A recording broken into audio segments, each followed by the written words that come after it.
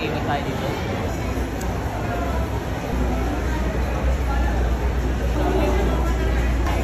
Ito lang.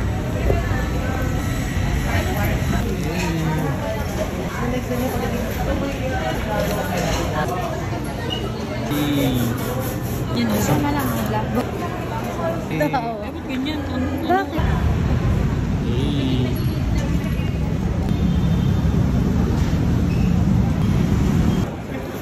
Kaya nga. Biscoff din, and then mango. Let's go.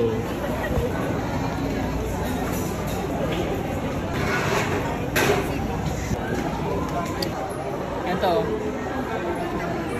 Uy! Sarap. Parang ganun din yogurt. First impression, Oo na. sa itsura niya guys, para siyang AAT. Maganda yung lalagyan niya.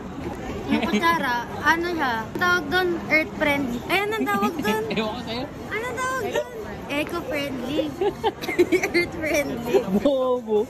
Maganda siya, aesthetic, pero pagka ano, malaki siya masyado. Diba? Yan, yun ang yung critic. Pero yung lasa hindi. Itsura na. Bobo. Packaging. Itsura. Unboxing.